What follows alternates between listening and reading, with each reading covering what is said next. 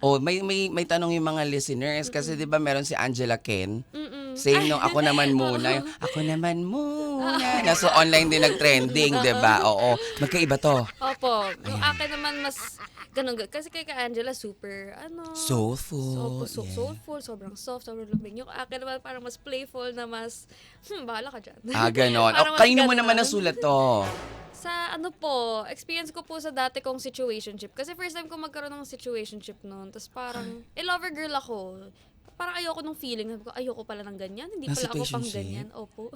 Hindi siya maganda for me. Sige. Ipaliwanag natin. Siyempre, baka mamaya may Okay. mga listeners pa rin tayo na hindi nila alam kung ano Ano yung tinatawag na situationship. Yes. Kasi 'di ba dati, boyfriend, girlfriend, yun na yun. 'Di ba? Pag busted, 'di ba? Oo. Tapos meron din naman MU, 'di ba? tagal na ng MU. Mag-un, 'di ba? Hindi, mutual understanding, 'di ba? Yes. Ayan. So ito, sa generation ninyo, dito talaga pumasok yung situationship to the point nagawang pa ng kanta ni Janine Berdin, 'di ba? Din. 'Di ba? Oo. Yes. Yes, oo. So papaano explain mo bilang ikaw mismo yung personal naka-experience nito, papaano ang situationship?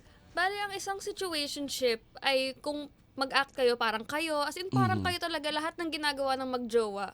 Pero, wala kayong label. Parang di nyo alam kung kayo ba. Walang label, tas hindi mo alam kung exclusive ba kayo or ano. Pwedeng sabihin nga sa'yo na exclusive tayo pero siya hindi pala. Pero nagsasabihan Walang kayo ng label, I love you. Yung iba po, minsan. Yung mga I miss you, good As in, morning. parang magjowa talaga. Pero hindi mo siya jowa. Oh. Wala lang, babaliwan lang kayo.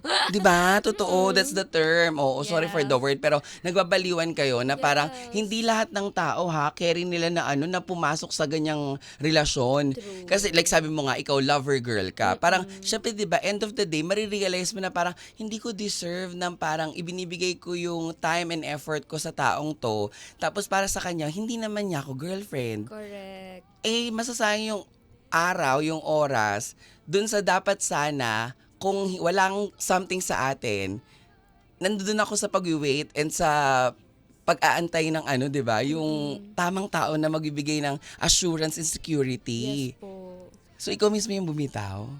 Opo. Kasi na-realize ko na hindi ko nga yung deserve pala. Na ayoko pala nun.